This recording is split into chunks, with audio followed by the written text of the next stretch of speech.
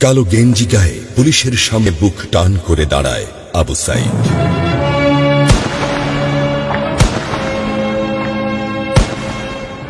Police তাকে রক্ষা করার বদলে গুলি করে। ঠাস ঠুস কয়েকটা গুলির মধ্যে একটা গুলি লাগে তার কোমরে। খানিকটা ভাঁজ হয়ে যায় শরীর।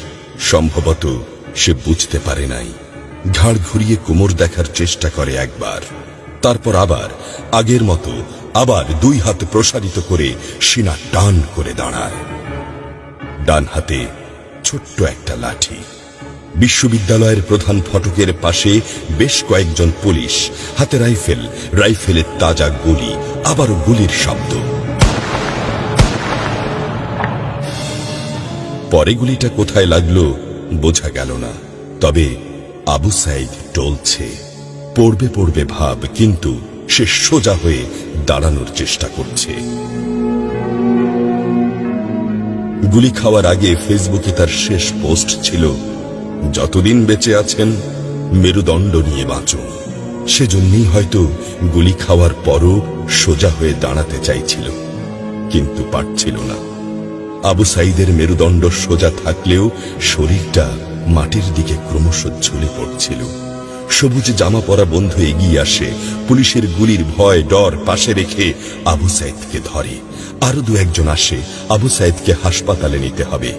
আবু সাইদ হাঁটতে পারছে না, শরীর ছেড়ে দিচ্ছে। 4-5 জন হাত পা ধরে শূন্যে তোলে। আবু সাইদ ঝুলছে আর রক্ত পড়ছে টপ টপ টপ। যে আবু সাইদ কিছুক্ষণ আগেও বুক চিতিয়ে দাঁড়িয়ে কোটা সংস্কার আন্দোলনে নেতৃত্ব দিচ্ছিল, সে এখন শূন্যে ঝুলছে, যেভাবে ঝুলছে মেধাবীদের ভাগ্য। রাত 10টার আগেই বাড়িতে যাওয়ার কথা ছিল আবু সাইদের। মা অপেক্ষা করছে, বোন অপেক্ষা করছে। তখনও তারা জানে না আবু সাইদের মৃত্যু সার্টিফিকেট লিখছে কর্তব্যরত ডাক্তার।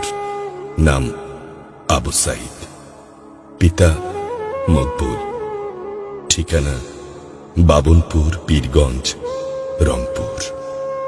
বয়স 25। মৃত্যু কারণ আগমনের সময় মৃত্যু।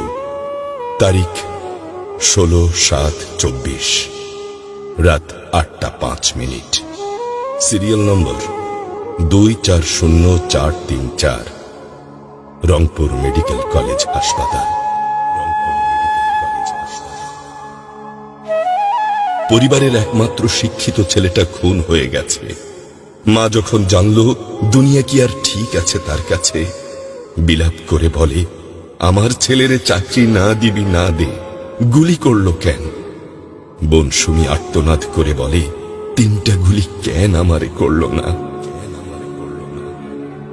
আবু সাইদ ফেসবুকে আরো লিখেছিল, যদি আজ শহীদ হই তবে আমার নিথর দেহটা রাজপথে ফেলে রাখবেন।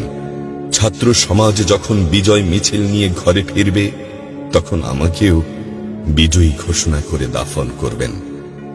একজন পরাজিতের লাশ কখনো তার মা বাবা গ্রহণ করবে না।